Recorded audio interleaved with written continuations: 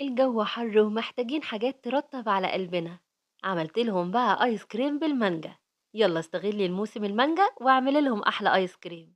هنسمي ربنا وفي الخلاط او في الكبة هننزل بقطعة من المانجا متجمدة. هنشغل الكبة وهنضرب المانجا لحد ما ننعمها تماما. بعد كده هنزل بنص كوباية كريم جانتيه ونص كوباية لبن بودر.